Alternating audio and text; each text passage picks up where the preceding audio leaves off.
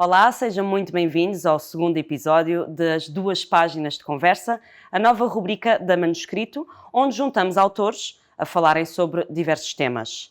Hoje tenho o enorme prazer de estar com a Rita da Nova e com a Lénia Rufino, autoras da Manuscrito, autoras de romances. A Lénia publicou em 2020 O Lugar das Árvores Tristes, o seu romance de estreia que teve um sucesso incrível em Portugal.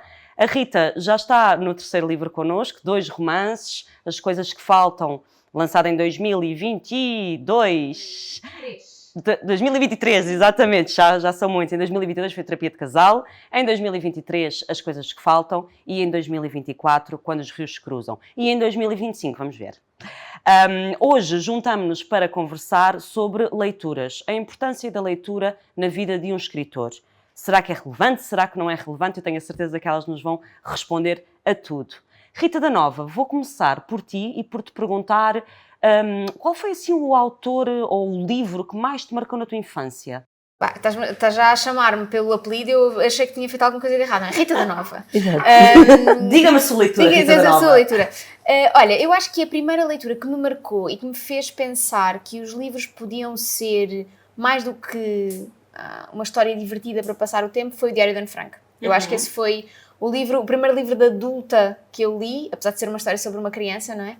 E eu li muito nova e lembro-me daquilo me fazer me impactar muito. E eu pensar que, de facto, os livros podem ser locais para tu descobrires realidades que felizmente não são a tua, mas que são importantes de descobrir. A seguir, quis continuar, mesmo ainda pequenita, eu diria que eu devia ter uns 13 anos quando li o Diário de Ana Frank, portanto sim, eras pequena, forte, era pequena, e lembro-me de a seguir, pegar nesse livro e ter com a minha avó e com a minha mãe e dizer, eu agora quero coisas destas. E elas deram-me, eu acho que diria que é a autora que marcou o meu início de leituras adultas, que foi Isabel Allende. Pronto, deram-me todos os livros da Isabel Allende e eu fiquei muito contente durante muito tempo, até eles acabarem, e depois de ir descobrir outras coisas. É uma autora que eu gosto muito.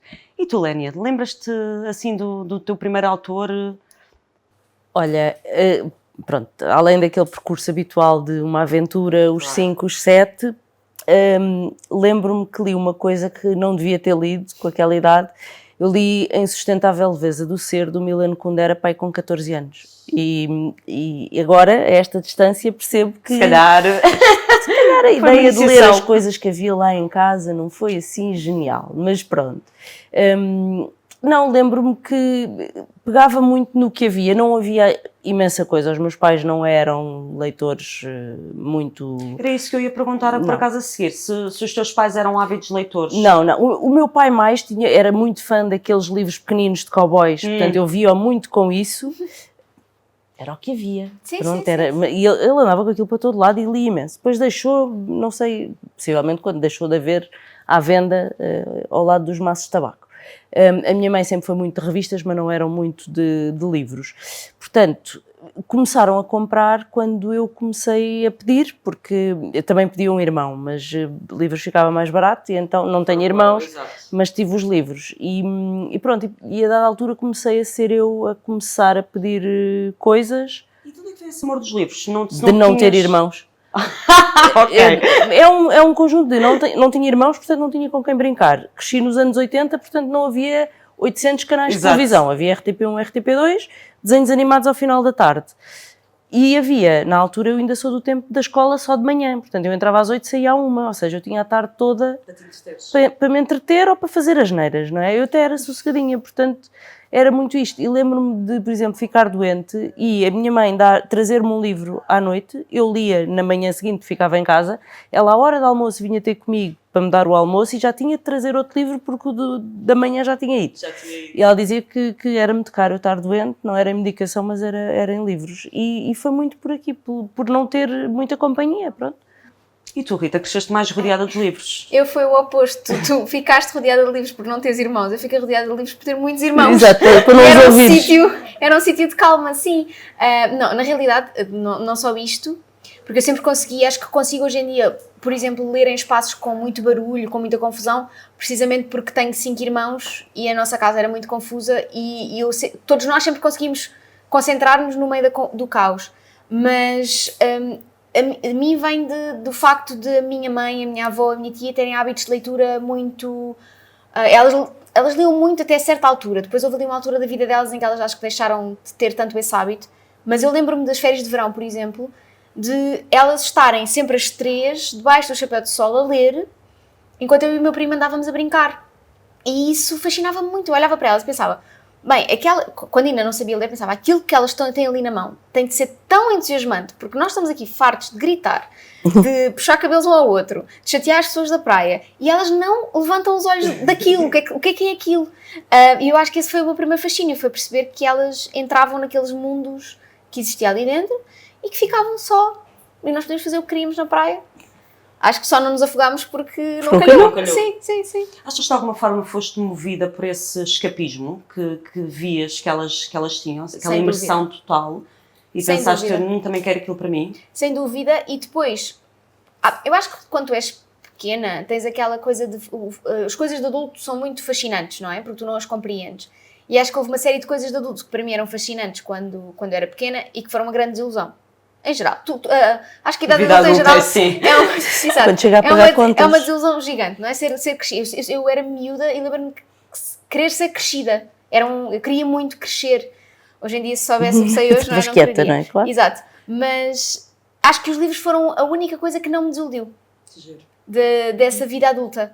Porque, lá está, porque consegues entrar em mundos completamente diferentes, consegues estar completamente imersa numa história e as pessoas à volta deixam de importar.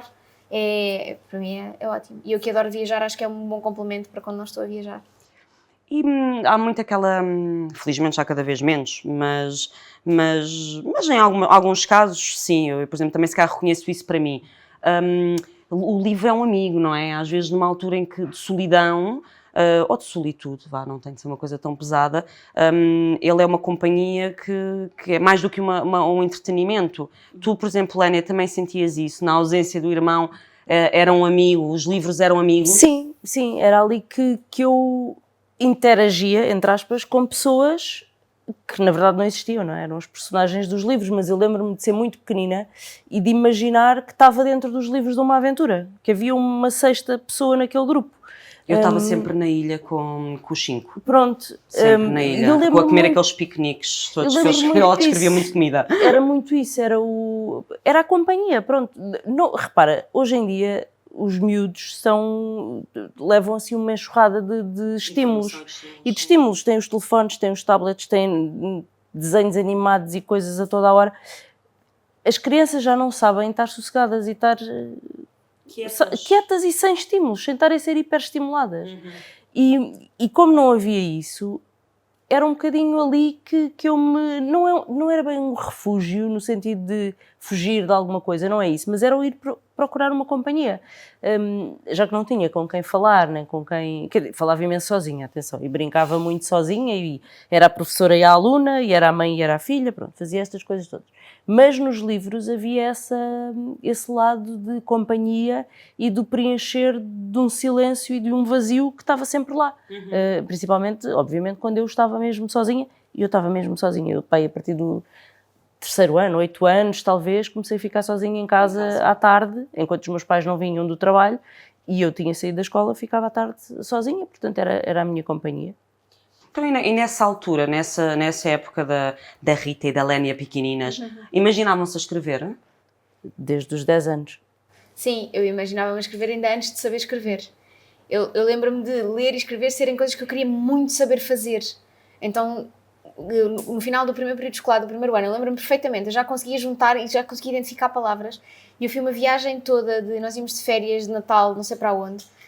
Fui uma viagem de carro inteira a ler coisas e a minha mãe às tantas já disse, por favor, cala-te um bocadinho, porque eu li em voz alta, não é? Sim. Mãe, ali diz não sei o quê, e ali diz não sei o quê, e ali diz não sei o quê. E a viagem inteira. A viagem toda, e a minha mãe às tantas passou uma revista para a mão e disse, vá, agora encontra palavras aí. E eu encontrei. Depois quando a revista acabou, eu disse, olha, agora ali diz... E a minha mãe disse, podes só um segundo só de silêncio, por favor. E acho que ler e escrever foram sempre, lá está, coisas que eu quis fazer.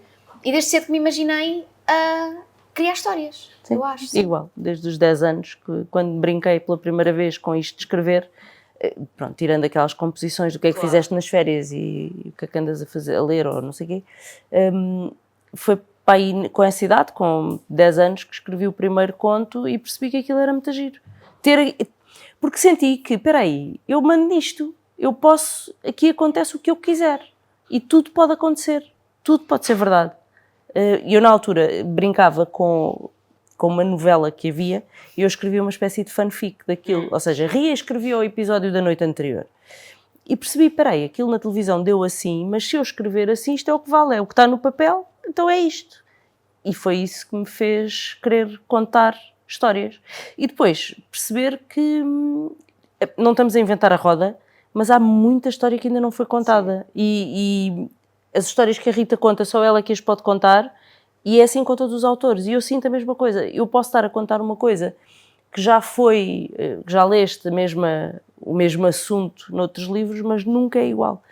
E ter este poder, não lhe quero chamar poder num sentido negativo, não é isso, mas ter esta capacidade de reinventar o mundo à minha maneira, pô-lo para o papel e emprestar isto para outras pessoas lerem, achei fascinante, apesar de ser muito pequenino. Pronto, e depois foi um dia vou chegar lá. Eu não sei se sentes isso, mas eu acho tão bom ser um trabalho sem risco. Porque tu podes fazer o que tu quiseres. Podes fazer o que tu quiseres, vale tudo. E não há mal nenhum. Porque Nada. quando tu és médica, um pequeno erro Exato. pode causar a vida de alguém. Quando tu és bombeiro Vês, e estás por isso é que quando eu pensei em ir para a medicina, era para a medicina legal. Tu se Sim, fizeres já não asneira, fazias asneira. pior do que está não fica. Exato. Portanto, Não, mas é isso que Mas é não verdade, tem, é verdade. Não há risco. tens toda a razão, sim. É ótimo. E se tu quiseres inventar pessoas com 3 mãos, inventas pessoas com 3 podes, mãos podes. e está a valer. Sim. Sim, E sem exatamente. consequências, não é? Um bocadinho. Sim. Tu disseste, Helena, que começaste a escrever com 10 anos. Sim. Que desde então, não é? enquanto crescias, passaste por tudo, por todos os géneros, experimentaste um pouco de tudo, foste essa criança com sede de se eu posso brincar a isto, vou brincar com tudo? Um bocadinho, olha, comecei com estas brincadeiras das fanfics, que só agora é que sei que eram fanfics, não é? Na altura era o que era o que dava, não é? Tive muito tempo na poesia, escrevi, eu tenho cadernos e cadernos e cadernos de poemas muito maus, mas assim na casa dos milhares, portanto, muitos mesmo. A dada altura passei para contos pequenos, portanto, ali um bocado aquela coisa, eu hoje olho para aquilo e envergonho muito daquilo, porque é um bocadinho shanty, sabes, aquelas lições meio de moral, assim, numa prosa poética, há quem ganhe muito dinheiro a fazer isto, a sério, mas não é a minha onda. E pronto, e depois comecei a esticar a coisa e a escrever uns contos um bocadinho maiores, até ao momento em que decidi arriscar num romance. Já escrevi coisas a puxar ao thriller, já escrevi coisas... Se formos falar de géneros literários, acho que nunca escrevi fantasia, porque é um meio onde eu não estou muito confortável, não estou agora a começar a ler, não é uma coisa... Quer dizer, li os Harry Potters e li o Senhor dos Anéis, mas esta fantasia mais recente é uma coisa que ainda me é um bocadinho estrangeira.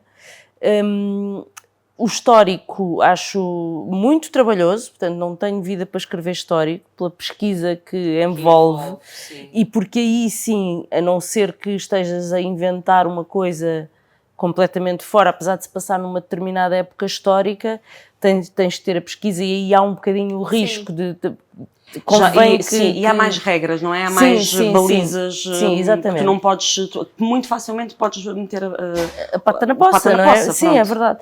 Por isso a minha praia é muito esta coisa da ficção contemporânea, se quiseres, que é onde, lá está, é onde eu me sinto confortável.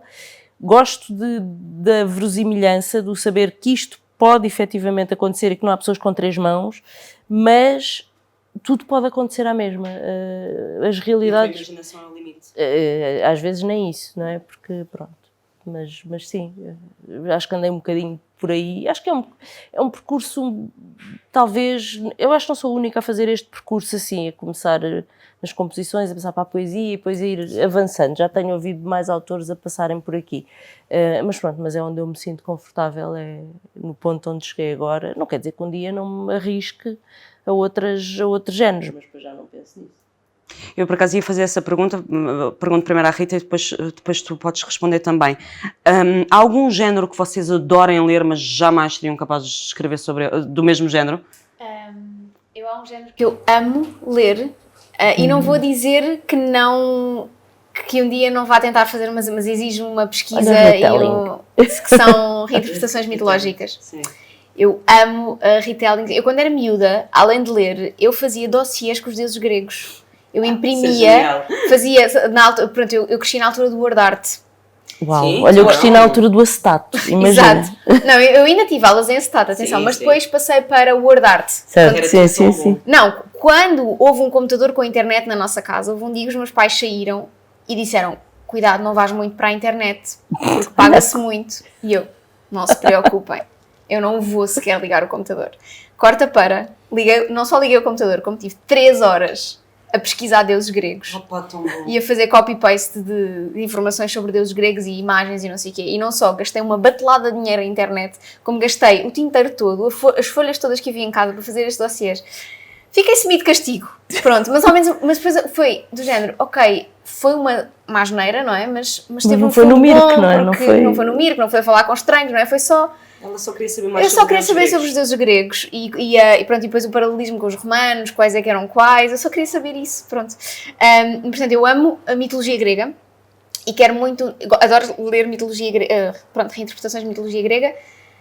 Acho que teria de estudar muito para conseguir fazê-lo. Mas quem sabe um dia, um conto, vá lá, não precisa de ser Exato, um pode não ser um livro, romance, pode ser- mas pode ser um conto. Eu gostava muito de ir aí. No meu caso é o histórico, eu gosto muito, por exemplo, amo Ken Follett, é assim, uma coisa, pá, acho que o homem tem uma capacidade tremenda para nos pôr ali, naqueles, nos transportar, sim, naqueles tempos e naqueles sítios que não são os nossos.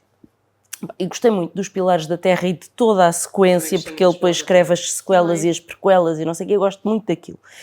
E gosto muito da trilogia O Século. Pá, e eu acho que ele tem um trabalho fenomenal, de certeza, não é só dele, obviamente, ele há de ter uma equipa de pessoal a trabalhar com ele nas pesquisas e tudo mais. E é uma coisa que me fascina imenso, mas que eu me sinto perfeitamente incapaz de fazer, precisamente por este trabalho que está ali por trás. Porque não é só conheceres a história ou saberes o que é que aconteceu naquela altura, mais ou menos. Pronto, tens de saber a fundo o que é que aconteceu naquela altura.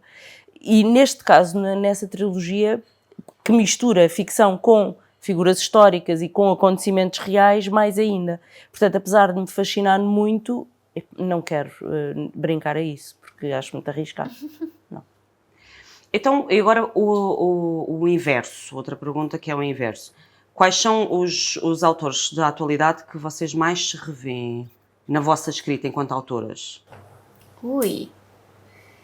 Eu acho que para mim é muito arriscado criar paralelismos. Vou reformular. Ok. Quem é que, se vocês pudessem... Quem é que aspiramos a ser? Sim, Ok. exatamente. Dulce Maria Cardoso.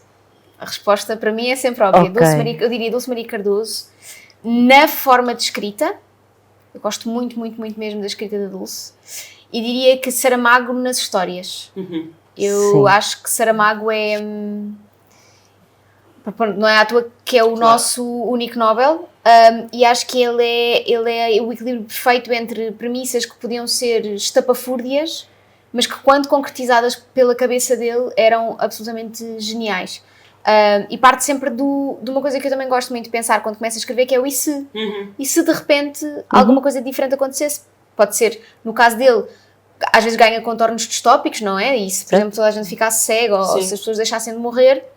No meu caso e se uma personagem estivesse neste contexto? Ou e se a minha vida tivesse sido ligeiramente diferente em certo momento, como é que teria sido? Como é que poderia desenrolar-se? Então gosto muito dessa inspiração. Olha, eu tenho assim 2 grandes inspirações, se quiseres. Uma, por acaso, meto as minhas fichas em como é o nosso próximo Nobel, que é o José Luís Peixoto. Acho que um dia aquilo vai lá parar, espero eu. Identifico muito por uma razão muito simples, que é a raiz é exatamente a mesma. Nós somos de terras muito próximas e temos exatamente o mesmo tipo de passado ou de bagagem familiar, se quiseres. E identifico muito com aquilo, com aquele coração alentejano dele, é muito a minha praia, a minha história também. E depois, pronto, acho que é um gênio na forma como escreve e como conta histórias. Há um livro dele que mistura isto com Saramago, que é a autobiografia, que é um dos meus favoritos, acho que é um livro maravilhoso. E depois tenho o João Tordo, que é assim, dos contemporâneos. Eu acho que ele é um bocadinho menos difícil do que o Peixoto, se quiseres, mas aprendo muito com ele. Acho que é um autor que não é o querer ser como, porque não tenho essa... Eu quero ser... Queres ser tu, não é? Vocês querem ter as vossas vozes. Eu quero ser a Lénia incrível, ou cada vez melhor, percebes? Quero melhorar versões, aquilo que eu sou. Sim, e aquilo que entrego quando escrevo. Ou seja, como dizia a Rita, fazer aqui um paralelismo é um bocadinho arriscado, porque não quero de todo, nem estou a dizer que sou igual a ou parecida com, não é arriscado, sim. Mas em termos de inspiração e de olhar para aquilo que ele faz e a maneira como faz e a carga que ele põe nas coisas que escreve, no caso do João Tordo, é muito uma coisa com que eu também me identifico e que quero trazer para os meus livros, percebes? Que é... As histórias, para mim, nunca são só as histórias. Há sempre pessoas ali dentro. E eu acho que o João Tordo é muito bom a fazer isto também. Vocês são leitoras ávidas, não é? Quantos livros já leste este ano, Lénia? 26, mais partes de pai uns 10. Portanto, tem muita coisa por acabar, mas pronto. Mas para quem está a escrever livros devia ter respondido 2, mas efetivamente eu leio muito. Portanto, eu não leio tanto como a Rita. Pronto, 26 leio a Rita no fim de semana. Não leio no fim de semana. Leio em 3 dias, não estou a ficar. Exato. Mas sim, este ano já li 26 e sim, completamente... Não consigo estar sem um livro começado. Se acabar um livro à noite, tenho que começar outro. Não vou dormir entre livros. Não dá. Para cima de 60, vou dizer assim. E de que géneros, de que histórias? Olha, este ano eu estou numa... Eu tenho uma app que é o Storygraph, que faz um bocadinho quando tu vais lá registando, é uma espécie de Goodreads, mas um bocadinho melhor. E quando tu vais lá registando os livros, ele diz-te mais ou menos os géneros que lês. E eu estou sempre ou na ficção literária ou na ficção contemporânea, mas este ano tenho ali uns pozinhos de fantasia, de distopia. Estou aos pouquinhos, gosto sempre de inserir um ou outro livro por mês que seja um pouco diferente daquilo que eu costumo ler, ou livros de memórias, biografias. Gosto sempre de incluir assim algumas coisas diferentes para também não estar sempre dentro da mesma caixa. Este ano a minha nova área que estou a explorar é fantasia, assim aos pouquinhos. E tu, Lénia, que tens lido? Muito thriller, porque pronto, é assim o meu guilty pleasure, se quiseres. Gosto muito de pessoas malucas e é ali que eu as encontro. Prefiro encontrá-las ali, na verdade. Sim. Já encontrei uma ou outra a andar na rua, mas gosto mais destas. E muito esta coisa da ficção literária e ficção contemporânea. São muito as minhas praias. Tenho muitas saudades de ler histórico. Sinto que estou a precisar de um calhamaço histórico aqui pelo meio. Estou a começar na fantasia. E estou muito curiosa com esta história que a Rita falou há bocadinho dos retellings, das reinterpretações mitológicas. Quando acabarmos, eu tenho uma lista gigante. Eu sei que tens, eu tenho o Covil de Pompeia para ler, que não é a reinterpretação mitológica, mas que já entra ali e tenho isso para ler há imenso tempo. São todos malucos. Pronto. Mas sim, sei que a Rita é a melhor pessoa para dizer, quando eu lhe perguntar por onde é que eu começo, ela vai me dizer, começas por aqui, depois lês este e vais assim. Tenho a certeza. Só um ponto sobre as reinterpretações mitológicas, sobretudo as que eu costumo ler. Há um conjunto de autoras britânicas, sobretudo, que estão a surgir, umas que estão surgidas, outras que já estão afirmadas, que são classicistas, ou seja, elas estudaram mitologia, fizeram estudos clássicos em geral e depois especializaram-se em mitologia, e a maior parte das histórias que eu leio destas reinterpretações são reinterpretações extremamente feministas, porque vão buscar figuras mitológicas ou que foram esquecidas ou que foram mal interpretadas na altura. Um caso incrível é o da Medusa, que é sempre vista como um monstro, não é? Porque o homem, Perseu, teve de matar a Medusa, porque senão a Medusa, com o seu olhar sedutora, transformava tudo em pedra, seres vivos. Mas há de facto todo o outro lado, que é quem foi a Medusa? Porque é que ela era considerada um monstro? Quem é que a fez um monstro? Foram os homens, e porquê? Então é sempre o que eu gosto mais nestas reinterpretações mitológicas é isso, é o facto de se dar está cheia de vontade. Mas depois a pessoa sai daqui com problemas, é isto, é a minha vida. A conversa para isto comprar um livro. Não, mas tenho mas é muito isto, há tanta coisa para ler Sim. que é difícil depois encaixar tudo, mas há um ponto em que eu tenho a certeza que quando começar ali vou sentir exatamente o mesmo que ela. Até porque eu tenho uma coisa com a Rita que é, valorizo muito as opiniões dela. Também valorizo muito as tuas. Obrigada.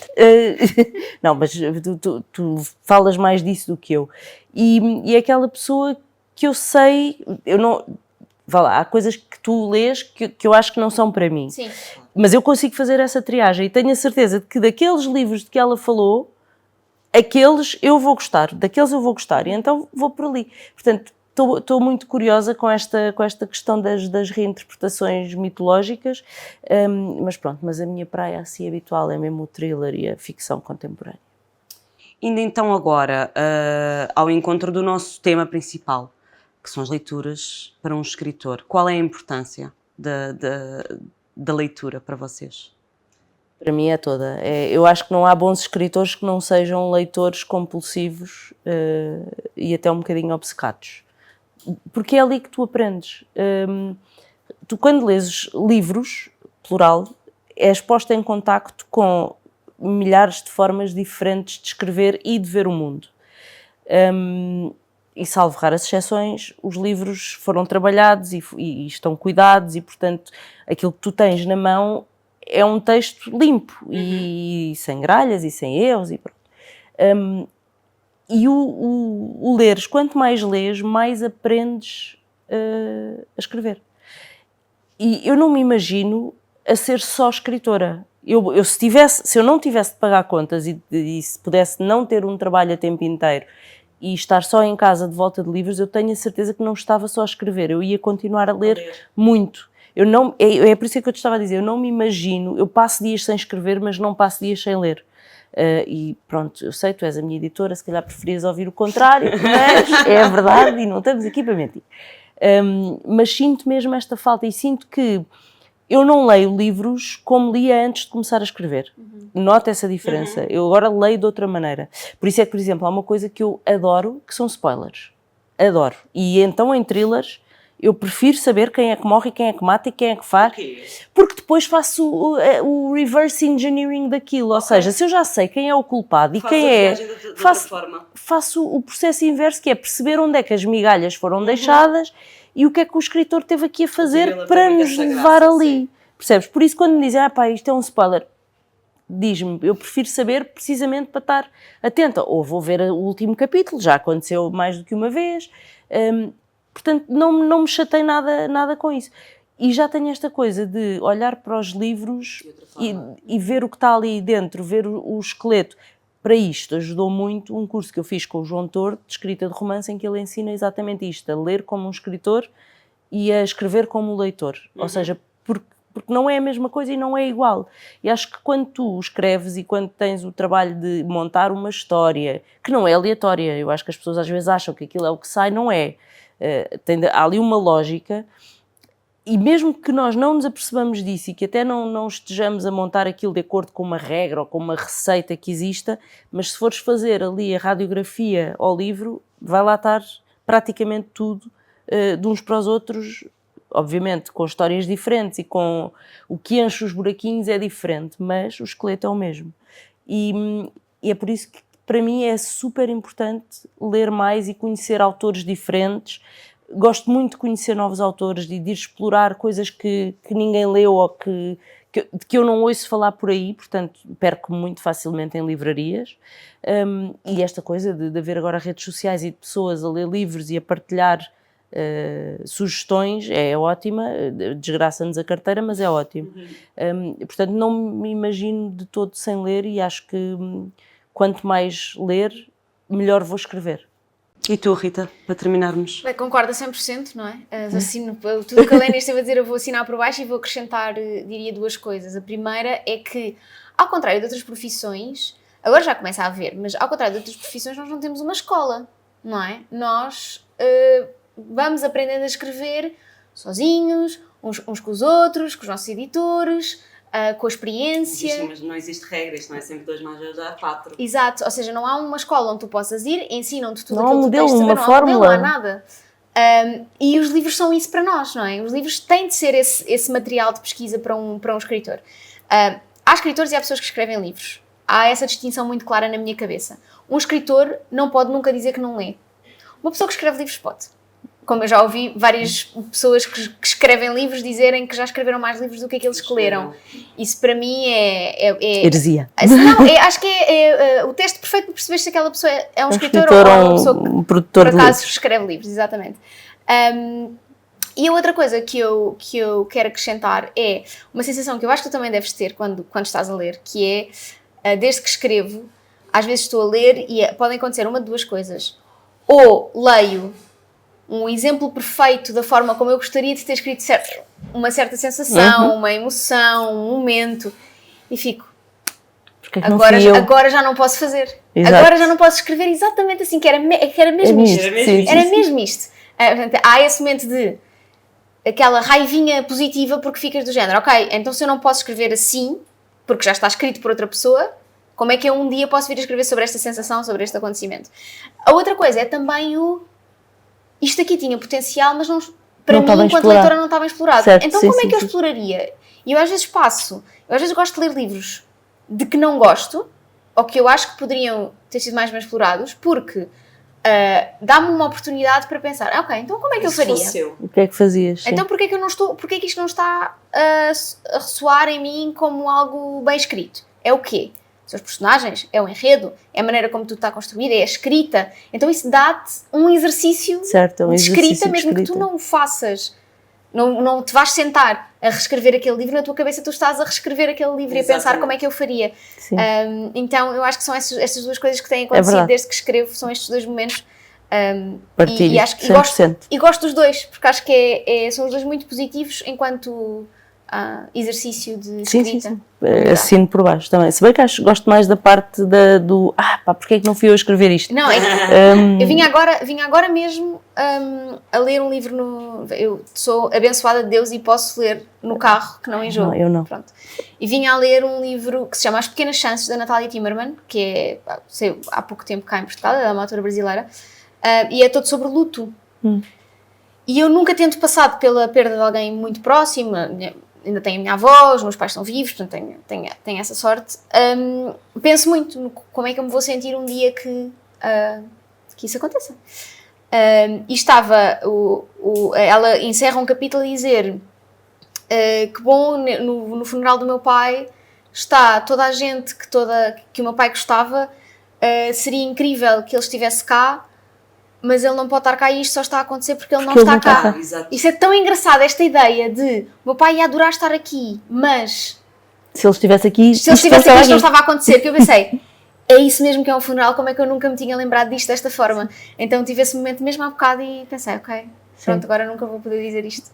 É engraçado que eu tive esse momento contigo, ela no sábado estivemos juntas noutra ocasião e tu disseste uma frase que ficou e eu pensei, caraças, porquê? Não digas tu. Foi aquela coisa que tu dizes que as coisas que nós não temos ocupam muito espaço. Sim, a falta ocupa muito espaço. A falta ocupa muito espaço, que eu acho que é uma frase genial e que é daquelas que fica aqui dentro. Fica, sim. E da Rita tenho várias, eu sublinho livros e os da Rita estão um bocado arriscados, pronto. E não é por cima do que ela escreveu, é por baixo do que ela escreveu. Não, nada, é por baixo, assim sublinhado e com post-its na ponta para não perder. Mas também tenho muito isto de ler coisas e fico muito contente. E então quando apanho isto com autoras portuguesas, mais ainda, porque penso, caramba, finalmente temos gente a escrever bem cá e está outra vez a ganhar fôlego. E fico mesmo orgulhosa, obviamente há aquela coisa do, gostava de ter sido eu a escrever, mas eu também tenho a oportunidade para fazer isso e há de sair outra coisa qualquer e está tudo bem. Mas gosto mesmo muito dessa sensação de estar a ler coisas que gostava de ter sido eu a escrever. Rita Helena, muito obrigada. A conversa está maravilhosa, mas o nosso tempo está a terminar. Muito obrigada a vocês também que estiveram desse lado a ouvir-nos e agradecer a este sítio maravilhoso onde nos encontramos a fazer esta conversa, a livraria Buchholz, que é um nome bastante difícil de fazer, mas o espaço é lindíssimo e nós recomendamos muito a visita. Muito obrigada e muito obrigada a vocês mais uma vez. Obrigada. E até à próxima, encontramos-nos no próximo episódio.